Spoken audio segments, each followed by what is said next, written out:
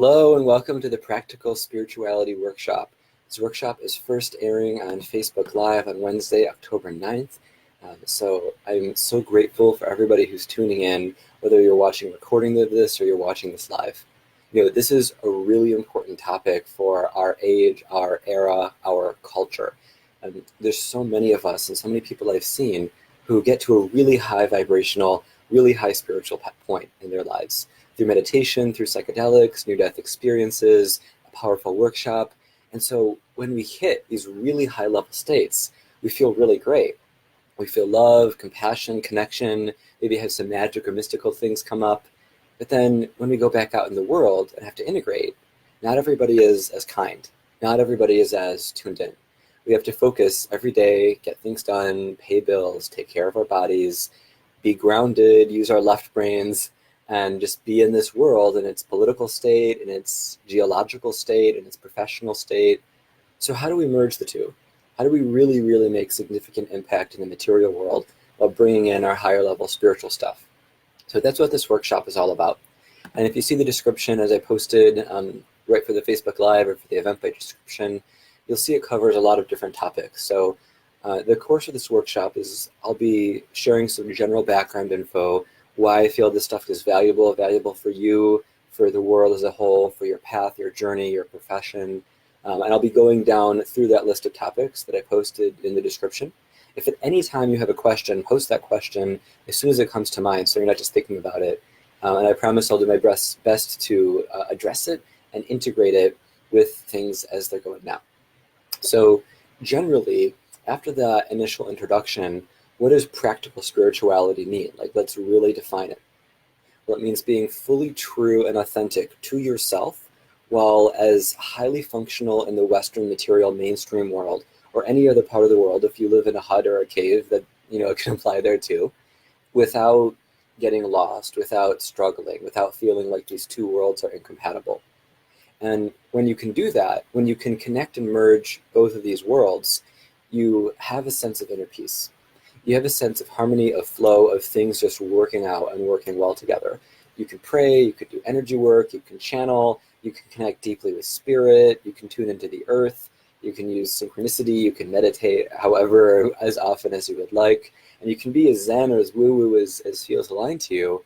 But if you set a goal to double your income, a goal to build a business, to get a degree, to make an impact in the world, like clean up half the ocean's plastic through the efforts of yourself or an organization you're supporting, some significant cause or goal, to be able to break those down into yearly goals, quarterly goals, monthly goals, weekly goals, to-dos, getting through those to-dos, and not being torn by your feelings or, oh, this isn't in flow. Because the value and beauty of spiritual flow is we can do what feels right and aligned and streamlined in each moment as we're intuitively aligned. But if we're not at that higher vibrational state, it's very easy to confuse that with being ruled by our feelings or our right brain. So being grounded, having our left brain online, being practical in this world, whether you're of it or not of it, will help you build everything that you want to build, will help you achieve all the goals you want to achieve, because you're not discarding all the progress we've made as a human race. You're not discarding great strategic ways to set goals like the SMART goal system and many others. You're not discarding things like figuring out how to make it, how to show up, how to be present, how to be of service, how to stay in alignment and in love and enjoy, even if you aren't super in love with your job, your career, for example, and how to stay so aligned that you can build your dream career, your dream business, your dream source of income or replacement for income if you want to live outside that system. And you can get aligned in such a way that the results don't matter from a spiritual surrender acceptance standpoint, but you're going to do everything you can to get those results while integrating your practices. And the key to this is how effective are you and how efficient are you? And a long time ago, I put a post up on Facebook saying the world needs a Tim Ferriss of spirituality. I'm sure there's many qualified people, but I want to step up to fill as big of a role and part of a role in that category as I can. Not just continuously doing research, experimentation, interviewing people, creating content like this video and my book, Magic is Real, and my wizard school and my site, Magical Golden Age, and stuff I post on Instagram and just the whole world of things, but really help raise our bar, help raise our standards. So if you want to get to a certain state of consciousness efficiently, there's a lot of methods out there. So Finder's Course, for example, by a friend and mentor, Jeffrey Martin, is a really, really excellent protocol with a ton of research, data, and statistics that you have a set of meditations that you rotate through. You meditate for a significant period of time. It takes biometrics and neurology measures with neurofeedback and your skin response and your heart rate, all these things. A lot of subjective information, like how well you're doing, how happy you feel, and it helps you ideally get in a state where you are out of emotional reactivity, where you can choose to feel love and blissed out, whether that means you're in the world or meditating on your own, but really you've popped out of the reactive story mode of life. Now, I'm grossly simplifying something where there's an entire book about it called The Finders and a whole course and curriculum that's constantly updated. But that's an example of something that goes in the spiritual arena. How do we feel good and feel in inner peace and be aligned and not be pulled by influences and projections and other stories and all this stuff in the world that can trigger people who don't do a lot of inner work, or even if we do, we can get more triggered. But having something rigorous and scientific and spiritual at the same time to take you to that place where you want to go. And fitting in that 2 to 3 hours a day for that load up period, and then afterwards a maintenance period like an hour a day. And if you think about it, if you think about being practical, left brain grounded, achievement oriented, and spiritual with whatever that means to you, whatever tradition or lack of tradition or structure, framework, or maps that you have, then an hour a day isn't a really huge amount of time. Think about what you spend for your body and caring for your body, eating, exercising, resting, beyond sleeping, and even sleeping. There's more efficient ways to sleep. There's more efficient ways of taking in energy or chi or prana from the world. And for the people who choose it, exploring a breatharian path. And just a note on that for credibility and disclaimers, if I mention anything in this workshop or others that you feel skeptical, unsure about, or curious about, I have a lot of references for all this stuff. I don't just say something because I think it's a cool idea, or I read an article, or I saw a YouTube video that turned out to be, fake photography. Breatharianism is a legit thing. And my mentor in that, Ray Maor, has taught workshops around the world to help people get in tune with how to be nourished by chi. And some people just experience a shift away from emotional eating who take that type of training. Others take it all the way. There's been a lot of documentation, a lot of science, a lot of medical observation of people who said they lived off source, prana, the all, God, universe, whatever, and didn't need to eat. And a lot of that science supports it. There's actually a really neat documentary called Let There Be Light, which is extremely well done and very award-winning by another friend of mine. So if you think about the practical value of the spiritual path and, oh my gosh, I have to invest an hour in practices. I knew I had to do that, but gosh, if it's a requirement, it makes it less fun, right? Well, that's about mindset. And if you've gotten to the point in your life where eating healthy or exercising on a regular basis isn't a chore, it's something you enjoy because you feel better with it, it makes you more efficient, those things too can help you sleep better and thus pay for themselves with time, give you more energy, give you more years to your life and life to your years, then it's conceivable that since we keep saying and knowing at a deep level that we are and the world is body, mind, and spirit, that all of those should get regular attention. All of those should get regular research, regular adding to our knowledge, regular experiences, regular upgrades. So if you think your ideal spiritual day and your ideal practices are 4 to 5 hours, mantras, meditation, music, devotional work, prayer, forgiveness exercises, self-healing exercises, learning about different modalities, learning about the science, learning about the traditions, learning about crystals, doing experiments to see if they work, traveling to take workshops, that's 13 things, right? And trying to fit a little bit of those in every day with workshops who have homework and practices is not possible for most of us. Now, I myself do about 3 hours a day, but I built up to that, and it pays for itself. I used to need 8.5 hours of sleep. I do great now waking up before my alarm on 5.5. That's consistent, that's generally without caffeine. And so the time I've invested in myself, whether you call it spiritual or very sophisticated, advanced material science, it doesn't really matter at the end of the day. What matters is the results you get in your life. And if you want to feel happier, enjoy life more, be at more peace, be calmer, need less sleep is always great, have better intuition to make better decisions more quickly, and lose the neuroticisms, if they exist, that have been in your system. Maybe you want to label or diagnose them. I like to call everything patterns that you can de-pattern, but we all have a different system, so I'll let you be the one who knows the most about yourself. But it makes sense to do everything as efficiently as we can. So I want to shift into the first bullet. And again, for everybody who joined new, if you have any questions or comments, please post them as soon as they come to mind, and I'll do my best to include them. So in this first bullet, if you want to figure out how to live in a golden age or heaven on earth, where life is literally the absolute best you can imagine in this timeline, for those of you who work with things like timelines and shifting dimensions, pretty woo concept, but it can be fun and useful. So what does it mean to have heaven on earth? I'm not talking about a religious description in a traditional Western Old Testament popular culture characterization. I'm talking about the best version of life and reality on earth that you believe is logically possible, however it happens. Maybe the governments of the world unify and take half their military budgets or 3/4 and invest it in cleaning up the world, sharing incredible innovations that further our quality of living, and help people open their hearts and heal from their traumas. That's a possibility. The probability of that happening in a day is low. In a month or a year, I think is a little lower, but that's probable, right? So heaven on earth or golden age is a rational, grounded concept of the best type of world we can imagine.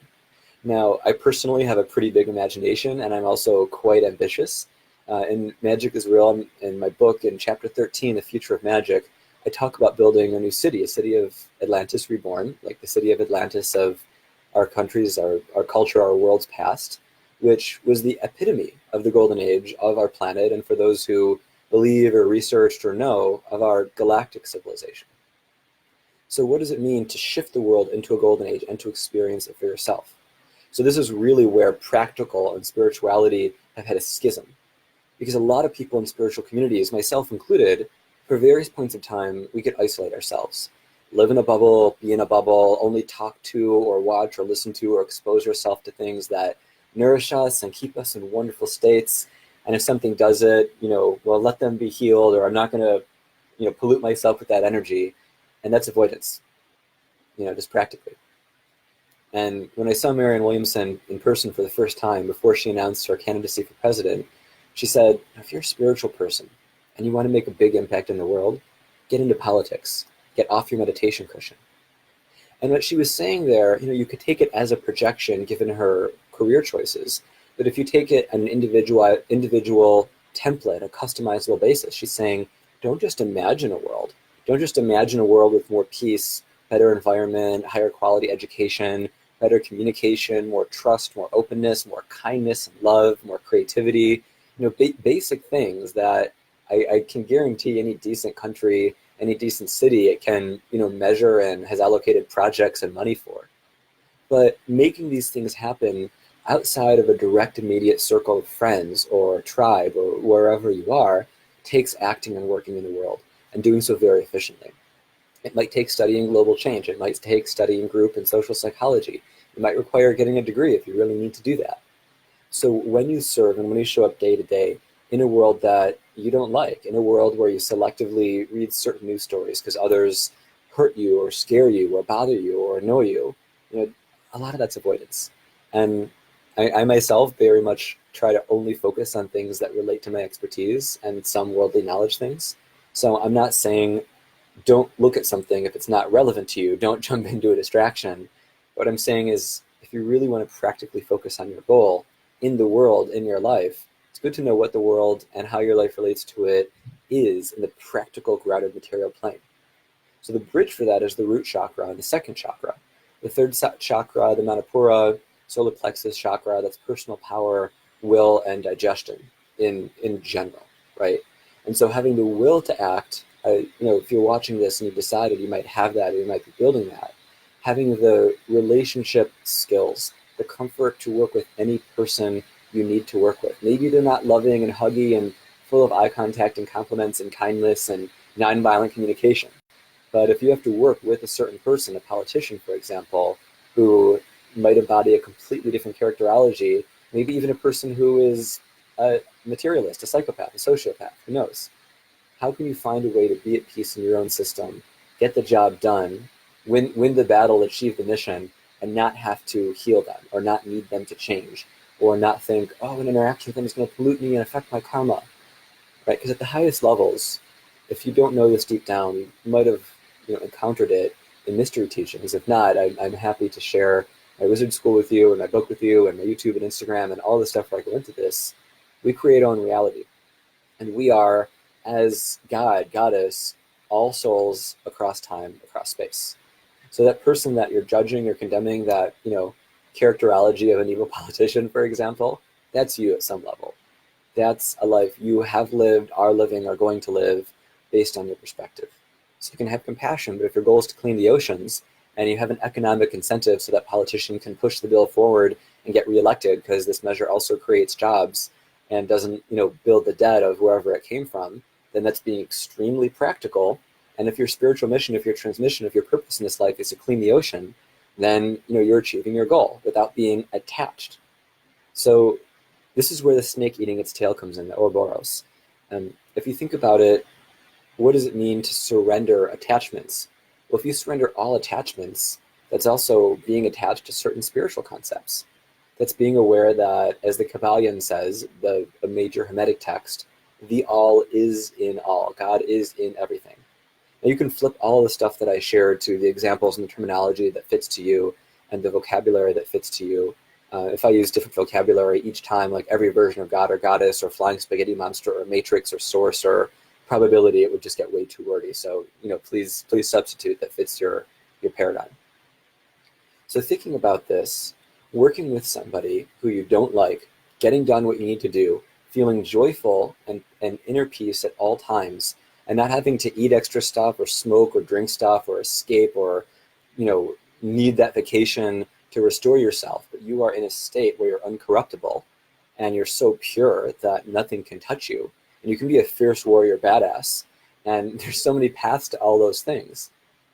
But that's what I'm talking about as far as integrating these things together with this idea of the golden age. So let's see, I don't see any comments yet. If any questions or thoughts or requests come up, please comment. Struggling with being grounded. So this is something that I think a lot of us have experienced. A lot of people where I am in the Bay Area are using psychedelics and having spiritual experiences. And there's a lot of ways that can be done right, balancing the biochemistry, working with a professional who's been trained for over a decade, led many ceremonies, knows the right dosage, knows how to help you balance your biochemistry, knows if you have any medical conditions that you should do it. And there's an ideal setting for that stuff. And MAPS and CIIS and other organizations show that data. But a lot of people don't use psychedelics properly. And even if you're not somebody who's experimented with or used well or not well or curious about psychedelics, there is still the phenomenon of getting in these really high enlightened states, having kundalini experiences, which for some people can seem like being manic, having dark nights of the soul, which for some can seem like being depressed, and having just mystical experiences, going to India, experience telepathy, seeing levitation, affecting the weather. I've experienced all this stuff. I've had blue light come out of my hand, like physical light in front of a witness, right? I've had a lot of mystical, woo, funky things. So, telekinesis, like a lot of it. I've had materializations. Things appear out of thin air near me and fall to the ground and people see it. And I've had mentors who that happened to as well. There can be some crazy stuff, right? So knowing that that's out there, knowing that you want to reach God consciousness, you want to have your third eye open, see the astral realm, see energy, live past lives, be telepathic, whatever your goal is or whatever you think might happen on the spiritual path, there's a lot that could take us from being grounded. So in the spiritual energetic map, you have the root chakra. And I teach that quite a bit in wizard school, and there's a lot of that on YouTube. Teal Swan, Aaron Doherty, myself, there's a lot of stuff about how to strengthen the root chakra, how to be comfortable in the material realm, how to feel safe, how to release trauma, all that stuff, anything related to money and survival. So I'm not going to turn this into a root chakra workshop, but if you have any curiosity or self-initiative at all, that's your path, that's your rabbit hole for being grounded. Now, there's a lot of practical solutions too. If you're coming to this from a very practical materialist standpoint and you're earlier on your material journey or your spiritual journey, you can get things like grounding blankets. You can get things like this golden wave anti-EMF shield. They have a ton of research. You can put it on, pretty much any device. And what this does is this will lower the EMFs, if not neutralize them, in those devices so they don't affect you in a negative, harmful way. And how do EMFs affect your body, your brain, your energy body, your microbiome? That research is out there too. So if that's something you feel intuitively or practically drawn to, I suggest and encourage you to look at that. There's things in this world that unground us just from our biochemistry, just from our, electrochemical makeup and chemical soup that we call a human body. Yeah, you can look at light bodies, you can look at soul matrices. If you really want to, you can look at astrology and karma and other stuff like that. But I agree with Bashar when he says, these things are permission slips. If you're waiting for your astrology chart to say, this is a good day to sign contracts, that's your permission slip, but it's also a detention slip for any day that isn't. And if you've read or listened to Autobiography of a Yogi, or you're in touch with organizations related to that group and that teaching, and that was from Paramahansa Yogananda, who was Steve Jobs' guru. Jobs gave that book to every person who came to his memorial service. Pretty big deal for the builder of the biggest tech company in the world, pointing to a mystery school like that. But they talk about a bangle, an astrological bangle. They look a little bit like this. This is something else, which I'll describe later. And these bangles are said to neutralize negative astrological influences. But if you go high up enough the ladder of awareness, if you get to unity, non-duality consciousness, an enlightened state, even for a second, you realize you are all things, including that bangle that can neutralize astrology, including all the astrology systems. And you could realize maybe you don't need astrology. Maybe you don't need it to affect you. Maybe you can reclaim that part of yourself that can know intuitively if it's a good time to sign a contract or start a relationship or move, or a lot of these general horoscope things that are shared often without deeply tuning in to the person getting the reading. I think maybe 2% of the astrology readings ever given, if not 0.2%, are actually really good, having had a number myself and studied the field a bit, just because it's not a regulated field. So as far as other ways of being grounded, I think generally you might be aware of that. What are you putting into your body? Are you feeling anxious because of what you're putting into your body or what you're not putting into your body? Are you breathing and meditating, which even from the most secular perspectives helps tonify the vagus nerve, which helps you be centered, helps your organs relax, helps your parasympathetic, your resting nervous system be at a calm state? Have you researched or do you know of little practices you can do energetically, like tapping the forehead or putting ice on the forehead to pull blood from your amygdala if you're triggered, or moving your jaw forward like that? I don't know if you heard the crack, I just cracked a bit, because especially America, we have some of the tensest jaws and thus, interestingly enough, thinnest lips on the planet. And if you have a tense jaw, that can pull on your occiput, which is near your brainstem. And if there's tension there, if there's not good blood flow or nervous system flow, you can feel ungrounded. So there's practical and there's spiritual solutions for all this stuff. And a lot of reasons people who are deep in spirituality avoid grounding things is it might be uncomfortable to be in our bodies, to be in this material world. We incarnated here for a certain reason. We have chosen not to end our lives, most likely because we know we'll just have to repeat the same lessons or some other reason. So if we're in this life and in these bodies for however many decades, or if you do certain advanced practices that I could share if you DM me, over 100 years, well over, then how do you get comfortable? The path of healing. That's the path of realizing if you hold a samskara, if you hold a wound, if you hold a trigger, if you hold a trauma in your system, and you get triggered, you want to escape from your body.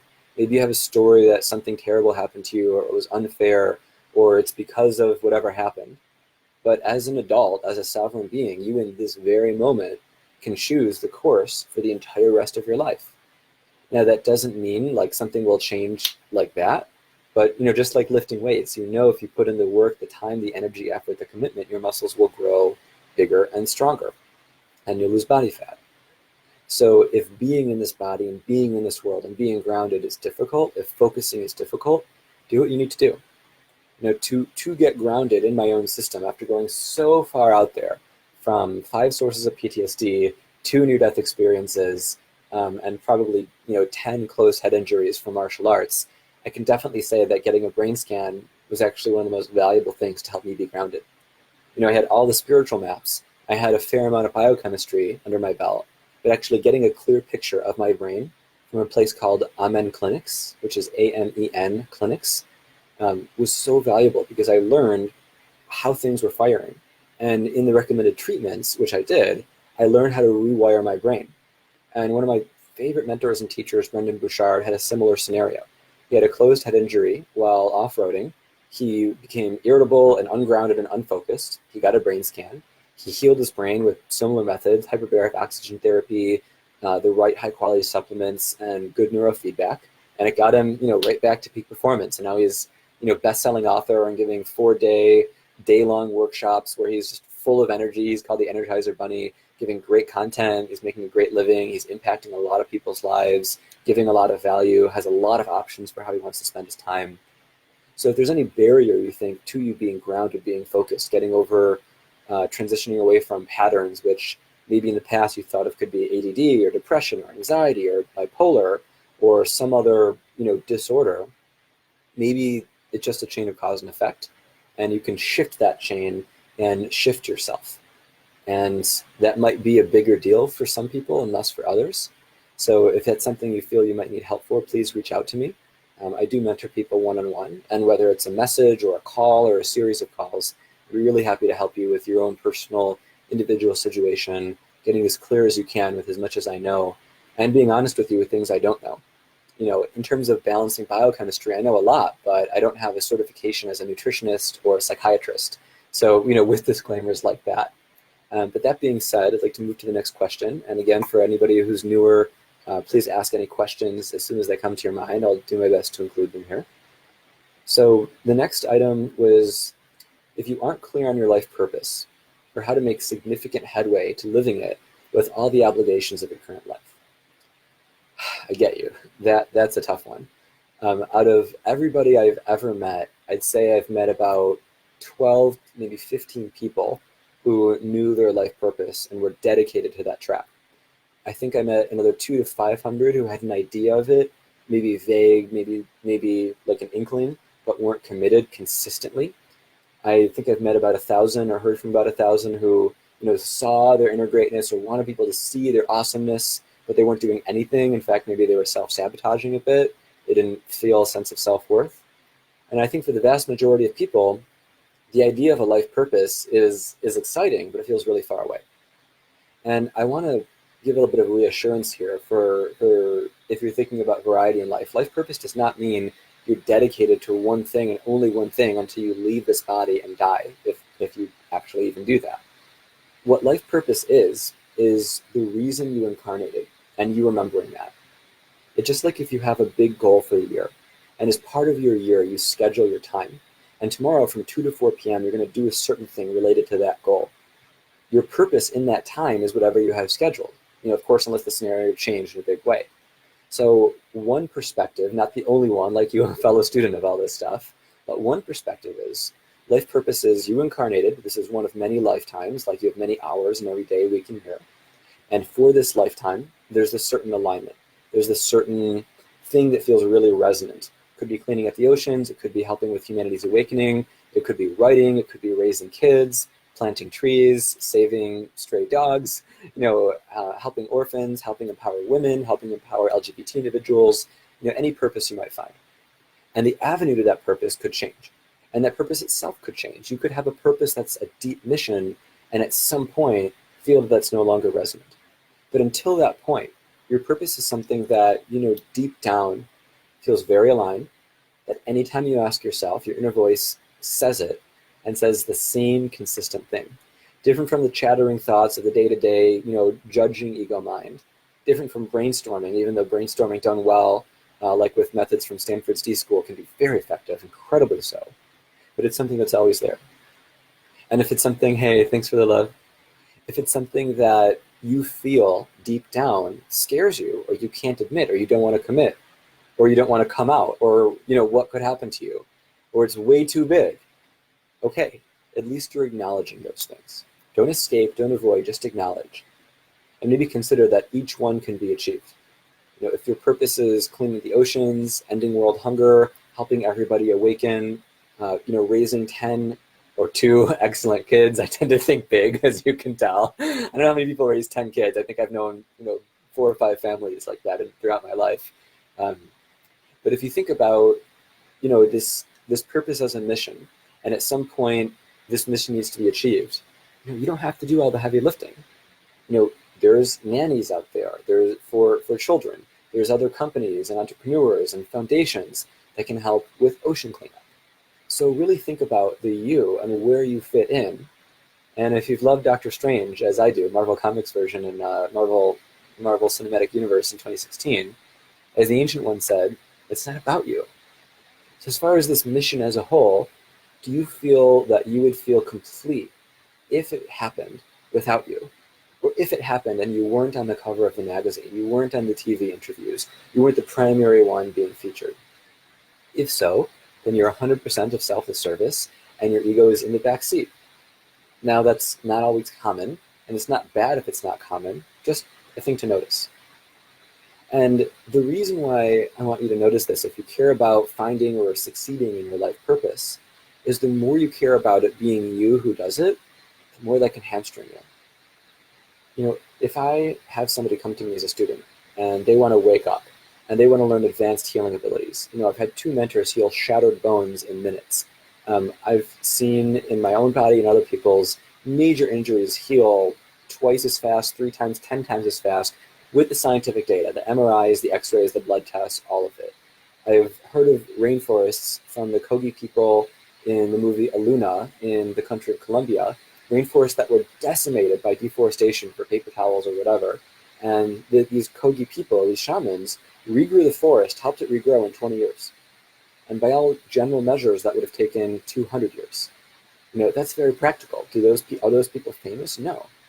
Do they care if their names are chanted or put on dollar bills? Probably not. So the more you care about that stuff, the more attention will go into your own recognition. Now, there are places where that can be very valuable. For me, for example, I'm giving this workshop. This workshop is going to be added to part of the school that I have where people get it regularly. I'm representing myself, and I'm putting my credibility on the line. I'm saying a lot of things, I'm giving a lot of advice, I'm referencing some awesome stuff, but that is all a matter of personal brand and professional brand. Now, if people take that well, if they see that well, if they see you well, that will help the brand, that will help you in your own personal, economic, everything life, and that will also help the mission. But if I was so obsessed and it was all about me, then those haters that posted a few months ago and all the criticisms that I get from people who don't get this stuff or don't care about this stuff or think I'm full of crap, I would stop. And there were a few times when I was more into myself, more narcissistic, where my ego was more dominant, where that did happen, where I needed to feel good or special or the affirmation. And even though I got 40 compliments for a certain video, if I had 1 or 2 scathing or even negative comments, those hit me so hard because my sense of self-worth is relatively low. And raising it, get the interesting phenomenon of, when you don't need something, you have it. And so there's such a weird paradox. So making practical sense of the spiritual paradox, if how do you have something by surrendering it? Think about neediness in a relationship. That's a really straightforward example. If you or a partner or potential partner is really needy, really, really clingy, texting all the time, wanting you to pay attention, needing you to do certain things certain ways all the time, they get emotional if you don't or if you're not there, they really need you, they fall apart if you're not there, if there's a breakup there, you fall apart completely. And I'm speaking from knowing a couple people who are in these situations in life. This can happen in our 20s and 30s and 40s and 50s, not just, when we're starting to date in our teens, if we did. And so if you're needy in a relationship, you're likely going to push other people away. And if you're needy in your career, if the video is all about you, if the book, if the ocean cleanup, if whatever is all about you, then it's a lot easier to get discouraged. So you want to find a healthy balance. If you're a pop star on stage and you want to feel awesome, then yeah, it's all about you when you're on stage. But when you read the reviews, maybe just look for technical stuff. Maybe just look for people in the know. Don't take any, gossip magazine, any gossip columnist and, be hurt by that. So there's the whole continuum of judgment. So if you want to go deeper into life purpose, please reach out to me to talk one-on-one. I want to get through the agenda and then get to Q&A for anything anybody posted. But if you really want to consider what your life purpose is, ask yourself intuitively, what is my purpose, see what comes up, and write it down. Do this for 7 days. This is a 30-second exercise, right? And in those 7 days, see if it's consistent. See if it's not consistent, if there's a pattern. And I want you to keep asking yourself that question and writing the answer, even if it's a page or two, until the story is consistent. And I guarantee you that this practice, if you do it, will bring up a lot of stuff to heal, but it will help you get very clear. Say you write 3 pages of ideas and they're not compatible. You want to be a rock star, astronaut, marine diver, ocean healer, messiah, Wall Street billionaire, heart surgeon, levitating yogi with 50 kids, and they're all perfect, right? Not super realistic for most of us. So say you keep writing that list and you get through all those things and all those ambitions and ideas and desires and wants and feelings, at some point you're going to find a theme. And that theme will help you architect something that can encompass all of the needs. All those things are satisfying. Maybe the 50 kids is a desire for belonging and human connection.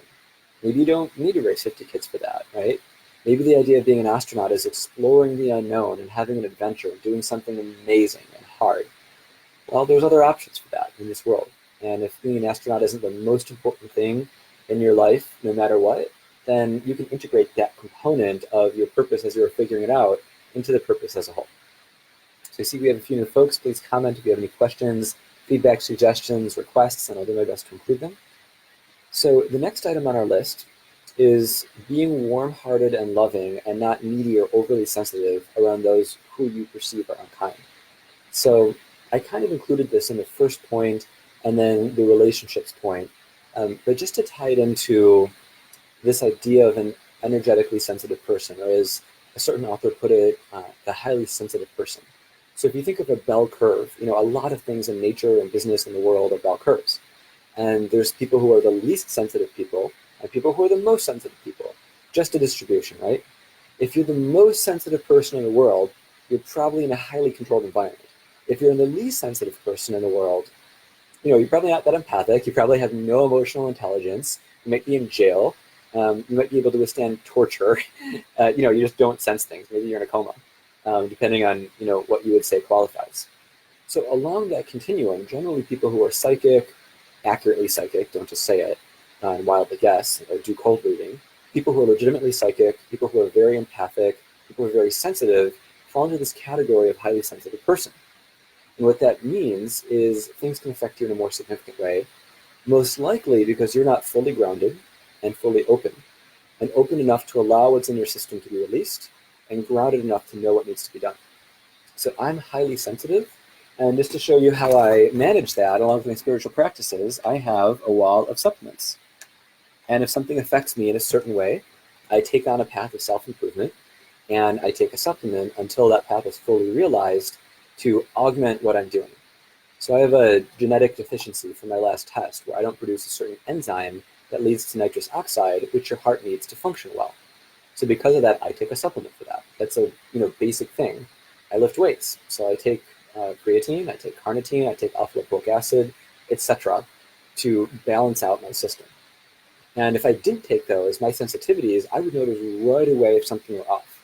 Right? And because I notice that, I can nourish myself and slow down or reverse the process of aging, have more energy than I had at 19. I'm more, I'm doing more stuff with fitness, I'm doing more stuff with romance, with friends, with business, with life, just feeling better overall than, almost half my life ago. not quite, but almost. Birthday Saturday. Yay. So if you think about not being sensitive, like being sensitive but not having it overwhelm you, that's really the key point about being too sensitive.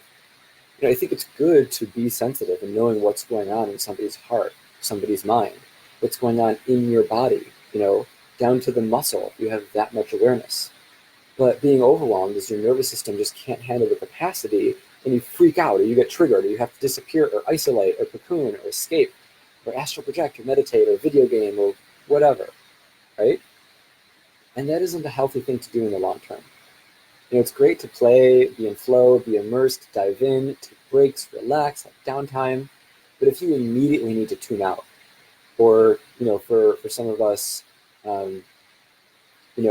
accept or maintain or feel no control over an addictive pattern of something, casting a wide net in order to, stay grounded, say here, right? So the practical side of that is what's going on in your system. How do you balance that? Supplements, neurofeedback, meditation, breath work, healthy diet, etc. But as far as also not being overly sensitive, they're seeing in the spiritual level how everything has its place.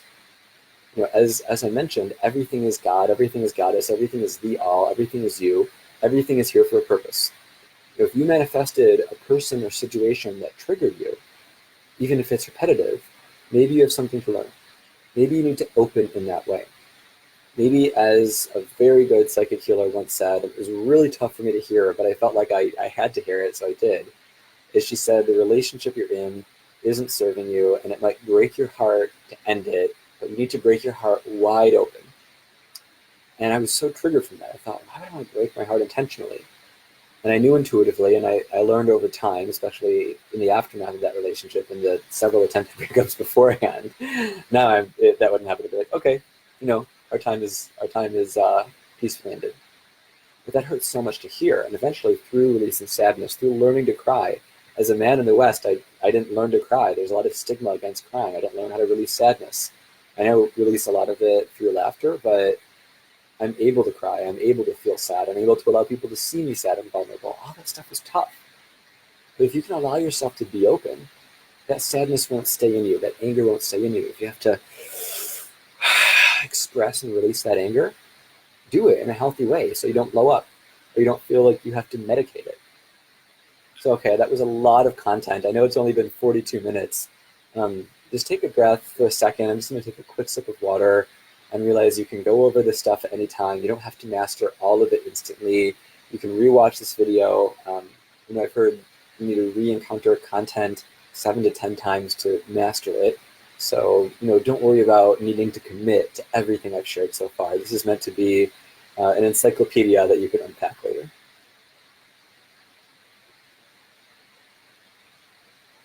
All right.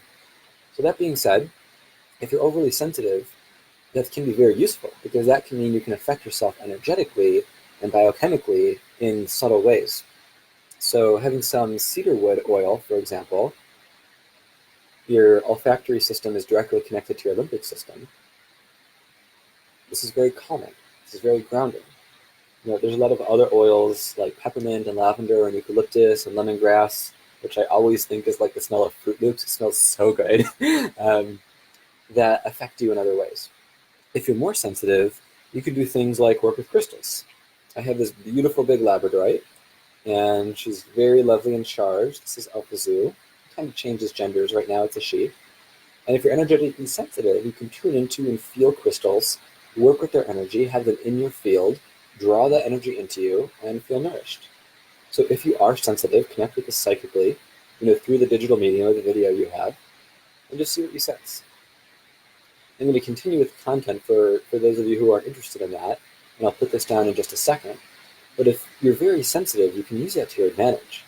If you need a certain type of energy, loving kindness, support, strength, power in your system, actually intuitively, I think I need to keep it up a bit longer, you can call that in, right? If you need a hug because you're having a rough day, you can close your eyes, deeply visualize a hug, call in a spirit guide or a soul, have that deep, rich connection, really feel it. Remember that mirror neurons in your mind are firing and oxytocin and serotonin is being released. Just marinate on that for a good minute, and there's your hug, right? And maybe even just me describing those is something that could activate those in your mind. If you're watching a video or a movie where it's violent and people are fighting and it's intense and people are freaking out and people are anxious and sad and scared, those mirror neurons fire too.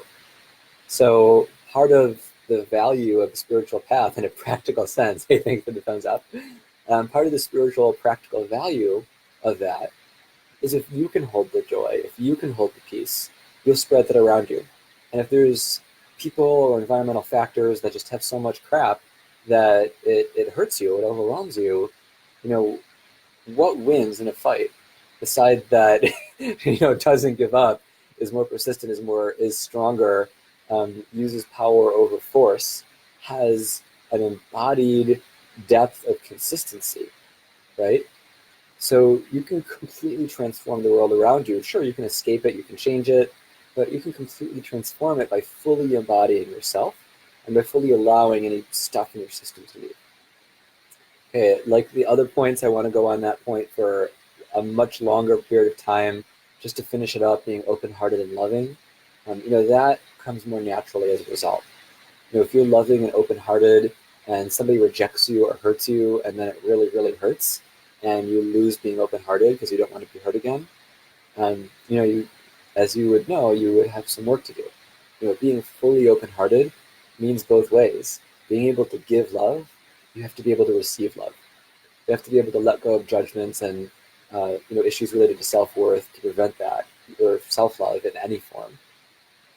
And then anytime something would come in your system that could hurt you, that could take that away from you, to be strong, be bolstered, and be open, as I've said before, so you can stay in that space. And then practice it. I meditate on my heart. I see light evolve and grow. I feed it nourishing chi. I just focus on the organ and the chakra, and I feel really good when I do that. So for you, if you wanted to think about a similar type of practice, nourishing your heart, biochemically with cacao, I use organic cacao powder with no sugar. That way, it's no problem to do like a big heaping, a couple spoons a day with any fitness regimen. It's good fiber too. But even just nourishing your heart, you don't need hugs and love and plants and lovers and wealth and tropical paradise and the world to be healed and people to be nice to you to feel loving and open-hearted. That stuff is great. I wish that for you so much. But like meditation and certain types of enlightenment, where you can reach a state of being just through presence, practice, transmission, and shifting, that can also happen with love and kindness. And how do you experience more love? Well, be a generator, be a star, right? Be the center of the reality that you're creating. Emit that love, and more love will come back. I run a co-living community in Palo Alto, California. It's called Alexandria, and I've been very grateful and blessed to run this house for 5.5 years. And in the first couple years, I wasn't doing so well, and I didn't really know how to run a house very well. So the culture wasn't stable, there was a lot of anger, there was mistrust, there was all this negativity. As I healed and learned how to do this job, I started improving the space, adding art, getting nicer furniture, giving meditations, giving workshops, getting to know the people here, really screening even more heavily and going down from accepting 50% of the people who applied to 30% to 20%. Now it's 5. I'll take 1 in every 20 people who want to live here, because I really care about the culture being, loving. So I created a more loving environment. People hug, people meow at each other. Some people say, I love you. It's not all the way there like a few other co-living communities I've seen, but it's slowly getting there, and it's really nice. And so whatever environment you're in, you can transform that if you want to have it be more loving. You can generate more love, and you can work on the design, the environment, the elements to have more love present. And I love to say it. I was going to say I hate to say it. Part of me hates to say it, but our world doesn't educate us on how to love very well. If you Google how to love or look on Amazon, sure, you'll find books and resources. And, if you avoid the porn, there's a lot of good stuff out there. Yogananda, Marianne Williamson, both who I mentioned earlier. Marianne Williamson has a return to love, and Yogananda's content is just so full of it. It's so rich. Amma, the hugging saint. I have her portrait. The tapestry of Isis is covering it, but I have her portrait up there, and I have her portrait elsewhere in the house. She's so loving. She'll just hug people nonstop for 18 hours, right? So there's a lot of people expressing love in different ways, and all of us also have love languages. Some care about words more, some it's more touch, some it's more gifts. We all have different makeups based on our conditioning, our past, and many other factors. So, work with what comes naturally to you to have more love in your life and around you. It can be in many types and many flavors. All right, the next topic we have, one more thing on love I'm being led to say. Don't be afraid of love. There's a huge shift in our society as our second chakra, as our relational sexual engines are coming more online collectively with more maturity. On the positive end, people are being understood who are, transgender, who are working with different aspects of sexual orientation. I can speak from experience. People who feel that they are a victim in some way. It could be from anything related to the Me Too movement. It could be anything related to topics of race or ethnicity. And learning how to reclaim our power from those things and not overreact. Because there can be overreaction in responding to situations. And there can also be a failure to react, a failure to respond, which is why these movements have had to happen. But if you're thinking about expressing your love, you know in your heart the ways that are appropriate, right? And if that love expression involves romance, involves sexuality, and you're not sure if how you want to express it is appropriate, ask the person who's closest to you. And if you don't have somebody who's closest to you, then get maybe some professional support or do a lot of research. But for most of us, we're afraid to say I love you. We're afraid of eye contact. We're afraid of that vulnerable, sincere, genuine connection. And that fear doesn't help you be loving. It doesn't help you receive love. Making somebody smile, giving a superficial compliment, doing a nice favor, that's kindness. But rich love, nourishing love, unconditional love, loving somebody even after they do something which you might call horrible, that might be a bit of a challenge. But that's what I'm talking about. That whole umbrella of things. Okay, next thing. Sorry, I know I shifted from like this genuine love to like, okay, business mode. So that's just some fluency. So want ways to apply your greatest skills, mystical abilities, and flashy magic to improve the world. All right, I think, well, for me this is self-evident, but I was led to give a workshop because I know there's questions about it. So I want you to tune into and remember the stuff you heard about life purpose. If you're tuning in a bit later, it's earlier in the video, so when you replay, you'll encounter it. Your greatest skills, you know what they are. And you also know you can build any skill you're really determined to build. You want to learn how to play the piano, do taxes, give great massage, be a good listener, raise a child, clean up the ocean, be good with biochemistry, be good with robotics, be a great speaker, writer, healer, be more kind, be more healthy. You know there are skills related to all those things, and you can learn those skills. Google is great. Books are great. I actually don't want to recommend Amazon because many reasons, but you could look for books anywhere you want to support the individual stores that are out there that aren't that behemoth that cuts down forests and doesn't distribute wealth very well. So if you really want to think about being aligned in having these skills and building these skills, are you committed to building them? Are you committed to recognizing what you have? When was the last time you treated yourself like a potential employer for an interview for your dream job? Right? For an interview like that, you would memorize your resume, ideally. You would know about the opportunity. You would think about your greatest strengths and achievements, and you would represent those, ideally in a humble way, that related to the position, that showed you as a good fit.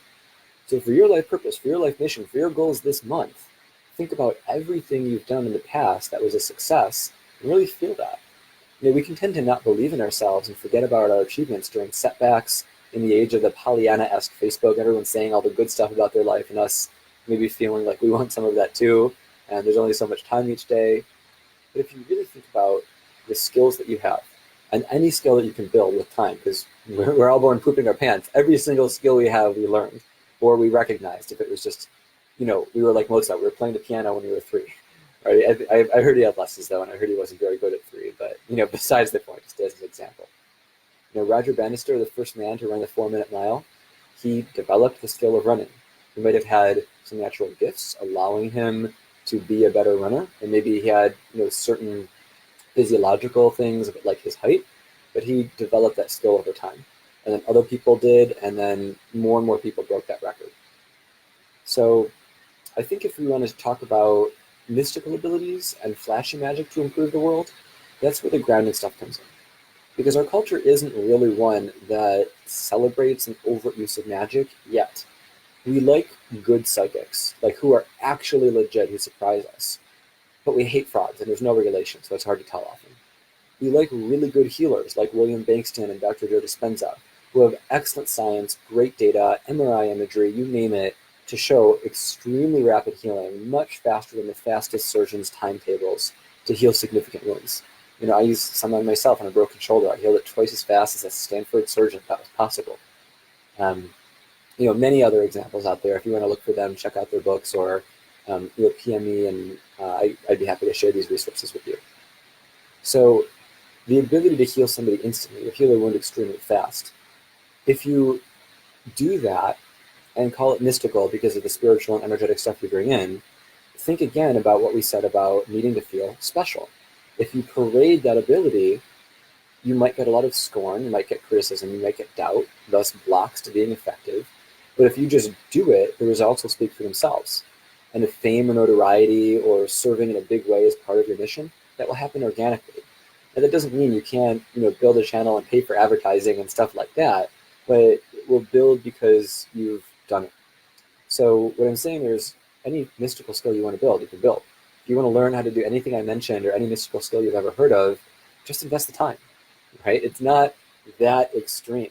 Some things like levitation are so far out there and so high up that they may require, years and years, if not a decade or many decades, and vows. And certain specific individuals and groups who have done that can show you they can do that and can teach that. So you want to think about something that is achievable and that really makes sense and that has value for your life. So I'm just going to give a few mystical skills that I built. And I use the word mystical like I use the word magic because most people don't fully understand the science and technology behind them. So they're indistinguishable from magic, to borrow from Arthur C. Clarke for a minute. So if you talk about building muscle strength, something, pretty much all of us want throughout our lives, especially when we're older, but at any point, we all want to have muscle strength. And there's a number of studies that have shown that if you visualize lifting a weight, you gain muscle mass and you gain strength based on that visualization. Now, this hasn't been extremely comprehensive. The examples that I've read are not extremely all across the board, all demographics, all body types, all exercises. But I can speak from experience that in my own body, when I deeply visualize lifting weights, I have more muscle tone, I have more strength, I have muscle soreness, and if I had a knot I didn't take care of, I have some tightness and restriction and pain in my body. I had a teacher who gained 30 pounds of muscle in 6 months doing this technique. Now, I'm not teaching it here, I'm just mentioning it, so if you're skeptical, again, that's something I can teach you for your own self one-on-one, and other stuff I put in videos on Magic Golden Age, my website, and on Wizard School on there. I talk about this a little bit. But if you think about that, that's kind of a mystical ability, using consciousness and visualization for direct impact in the material world, and it's convenient. Now, if you talk about starting fires with chi, something, higher, more flashy magic, think about why you want that ability.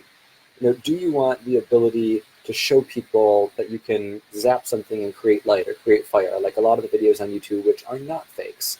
I've seen people, myself included, put candles out with their chi, and it wasn't just air current. We tested it very well from a good distance, and things blocking the air. So the value of those things, there's two big values to flashy or magic. If they don't have a practical value, like healing or manifestation, which I think is the most practical thing out there, raising the probability of the events that can happen in your life. I love teaching that. I actually personally specialize in that. So if you think about a flashy magic, like lighting stuff on fire or creating light, that can be useful for inspiring people to be curious about a path. And it's a very slippery slope to wanting them to believe in you and your path and thinking you know everything because you have this one skill. That has been done and people have gotten caught and it hasn't turned out well. But if you have a higher level mystical ability, you can, affect the lights by focusing on them. You can move something with your mind. You can create sparks. You can light stuff on fire. You can zap people with energy and they can feel it immediately. That I'd say 90% of people can feel energy when I transmit it if I'm in the right state and they're receptive. Not imagining, but receptive. There's a significant difference. That can help inspire people because it shows that there's more to reality than what they were exposed to. If you have never ever gone to Japan, there's so much creativity and imagination. I guarantee you, if you have any spark of creativity in you and you go to Japan, you're going to leave with so much inspiration because there's so many novel, unique, cool, funky, creative things they do there. Or if you see a Cirque du Soleil show or go to an amazing museum and you're really open, right? So a lot can inspire.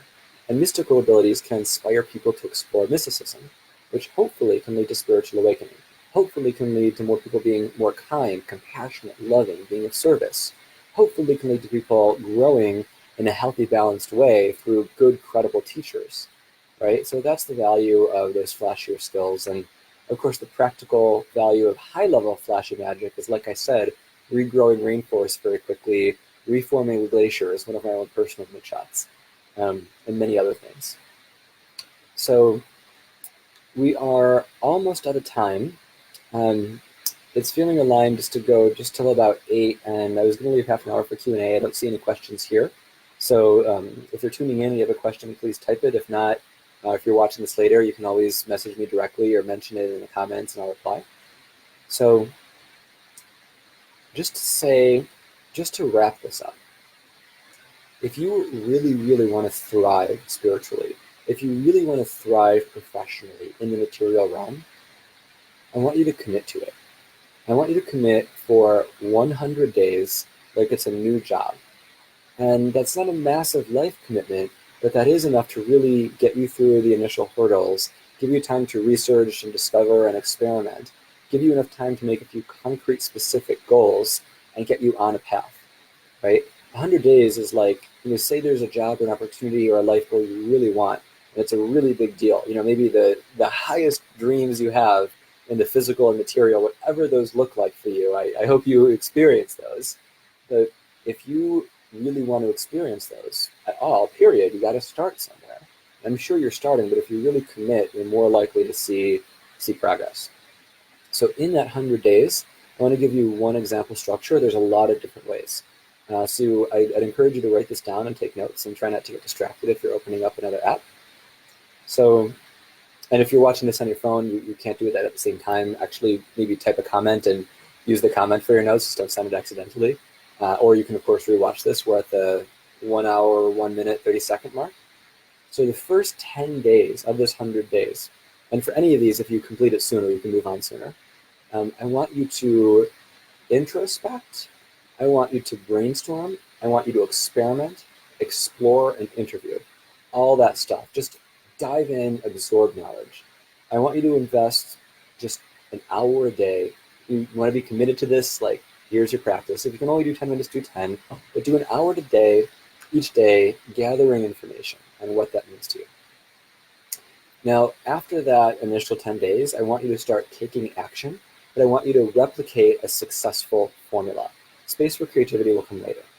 So say in your exploring phase, and you can keep doing past phases as you continue. I still explore. I've explored since I was 5 years old and read mystery school stuff, spiritual stuff since I was 12, I think actually 11. So say you find somebody that is an embodiment of an aspect of what you want to live and be. Great lover, great parent, great carer of nature, somebody who makes the income that you want to make, or double it or quadruple it, whatever category, has the degree, has the relationship, has the body, whatever it is. And whatever formula that they share, I want you to copy that with, of course, anything that you absolutely medically must need to adapt. But as much as you can, I want you to copy it and do the path that has been known to get results, and just give it 10 days and see how you feel.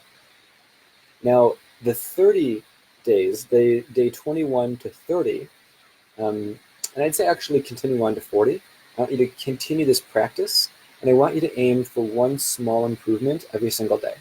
If you want to get to mastery is above where you are, so as you're taking in the skill, I want you to improve the skill if you want to be on a rocket ship to growth. If not, then skip that 20-day phase and just do that exact protocol for 30 days. Most of us have a deep need for variety in life. So if you're aiming to improve something just a little bit, that will give you the variety and that will keep the challenge. You'll know you'll be able to achieve your initial goal and you'll be adding extra goals. You don't want to change the goal. You want to be adding things on as little goals each day. So let me give you a concrete example that could be vague. So for me, I want to do very intense gymnastics in 2 years. And I'm pretty fit, but my body hasn't had the capacity or the level of fitness to do that. Flexibility, strength, core strength, balance, all those things are decent, but they need to get, way, way better to be able to do gymnastics, like a whole routine for, 20, 30, 40, 50 minutes, backflips and all, right? I want to be on Cirque du Soleil. That's the goal, right? So just to be honest with you, since I was 14, I still do, and I believe it can happen. If you know anybody, please let me know. So when I go to the gym, if I'm not fully breathing, I'm not fully carrying and taking in the chi, I'm not fully present and lifting, if I'm not tracking my weight every week, if I'm not really balancing my biochemistry and stretching properly and hydrating properly, I won't have as good of a workout. So currently, I breathe well, I do all the other stuff well except chi. So I know when I blast my arms with chi, if I'm going to do a strength training thing with arms, my physical strength is, slash appears to be, depending on your perspective, 20% greater. I actually lift 20% more weight when I include chi in weightlifting. And having included that one thing, my goal is to practice my normal thing, adding on that next level, and just continuously improving it. Sometimes all you can do is sustain, but what most of us find in life is we want it to rocket ship and hockey stick, but for most of us it goes like this. So the reason you want to improve constantly is so when you have a dip, you don't go below your old baseline. So if your baseline is here and your goal is here, but you have a dip time, you're back at your old level. But if your baseline is here in any goal, and you go up and you're there for a while, and then you aim to go up more and more, and now you're up here, if life crap hits the fan and you take a dip, you're still way, way higher than your other lower level. So with whatever that is, make a new habit, instill that habit, get that habit automatic, and then improve it in some way until you feel it's the best it could be, right? So there's the first 40 days. And then really taking all of this stuff in this whole workshop into account, I want you to apply the rest of these principles, because this is all holographic. So 40 to 50, think about your space in the world, in its golden age, in this heaven on earth scenario. Going back to that information, that content, as I said earlier, we know, like, re-encountering content helps us remember it. So rewatching a video, rereading a book, really helps you absorb and memorize it. Because you hear something and you think about it, right? And then you might miss the next thing. Or you might think you're not ready for, one of the other things you heard. So the more you get it in your subconscious and conscious minds, you just master it. And, by the 8th or 9th, you'll be, saying the words I'm saying, and you're like, all right, I know this already. Then you know it for life. And it's not just an excitement and inspiration. I think that happened, years ago. It's, part of you. 50 to 60, being grounded, applying all that stuff. 60 to 70, life purpose. 70 to 80, open-hearted. 80 to 90, applying any mystical abilities or other skills. And 90 to 100 is integration, is doing all this stuff together at the same time. Now 100 days is pretty ambitious. That's a lot of work. Any of these things, if you drag your feet, if you don't do it every day, if you're not committed, if you spend less than an hour, could take less than 10 days. For some people, they could take a lot longer than that. But I believe in setting aggressive goals. I believe in shooting for the stars. Wouldn't it be great to get to the stars? But if you don't get there, maybe you at least get to the moon. Moon is cool, and if you aim for the moon, maybe you get there. But maybe you just get to the sky, which is also pretty cool. But if you just aim for the sky, you get to a building. Kind of humdrum, we've all been to buildings, and if you just aim for the top of the building, you just get the doorknob. Who wants a lousy doorknob for their goal, right? Happy birthday, here's a doorknob. Your life is complete. No. So I encourage you to aim really high, get ambitious as you can, forgive yourself, have kindness, and if you really want support, committing. If you really want, a coach, a mentor, somebody who can support you along the way, I encourage you to find that. If you feel I'm that right person, please message me directly, and I'm happy to explore what that would look like and structure supporting you to be, total successful badass with this 100-day plan, or possibly adjusting it if needed for you. And if it's somebody else, I hope you get really clear on who that might be. Maybe try a few people, find somebody who is the best, and succeed. Because, walking my own talk, if you live your greatest and best life, taking that out of whatever cliches might come to mind, your best, absolute best life, if you're as happy as you can be, if you're as wealthy as you'd like to be, if you're as peaceful as you'd like to be, if you have the connections, the relationship, the romance, the fun, the adventure, and make the difference that you want to make, my mission's complete. If we never talk again, if I never even hear from you, if you don't give me a single like or a single dollar in donation or anything else, I'm fine, right? So being of service to you, I just want to encourage you to find this path and to know within you if it's right for you to decide to commit. So with that, I'm going to give a few wrap-up admin notes about a few future things. Thank you so much for tuning in. I so appreciate you, and I so believe in you. So if you like this, there's ways to get more of this type of stuff, this type of content. I love teaching, transmitting, sharing what I've learned in over 23 years in the personal growth and spiritual and business fields. And if you want to learn more about me, my website is magicalgoldenage.com. You can see it in my Facebook profile. Or if you got this in an email, like you're already there. And just go to the About page, and I have a traditional career in technology and entrepreneurship on my LinkedIn page. I have a lot of spiritual stuff, recommendations, you name it, it's all there.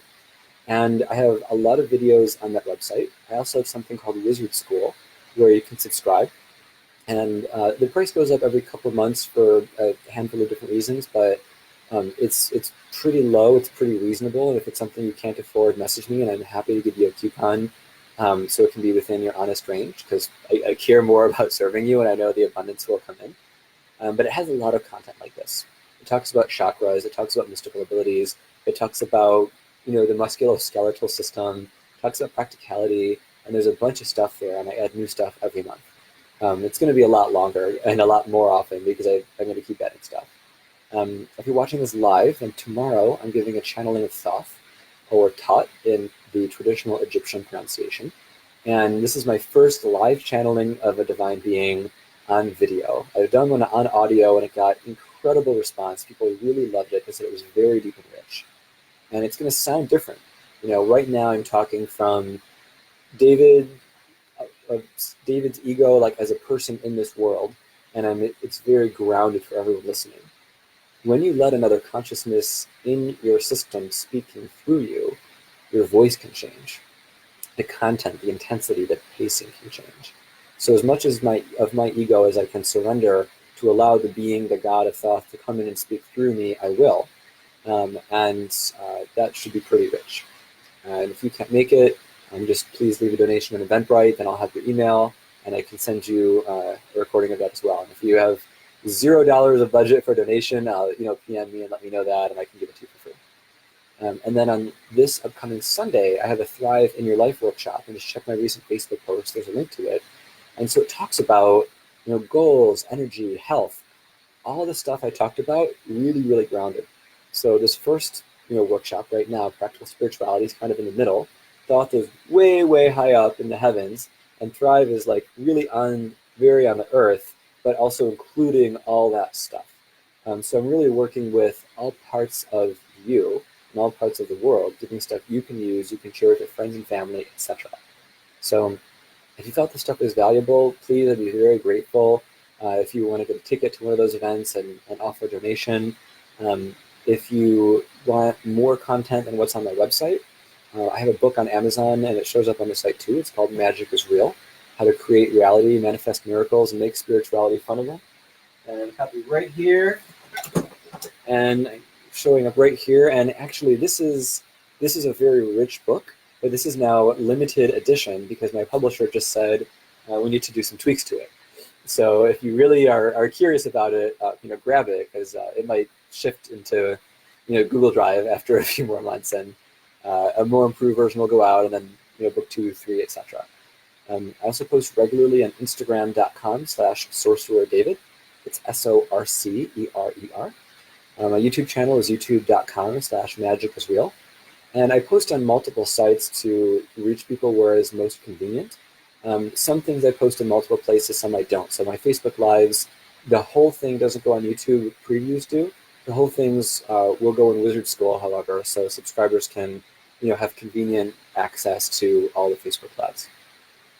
And then beyond that, I'm here, and I'm here for you. So anything you're curious about, anything you want to learn or know related to all this stuff, I'm happy to serve however I can and gift you my time, my presence, my support, my love, and be of service however I can. So thank you so much for your time. Thank you so much for your energy and your love and for showing up.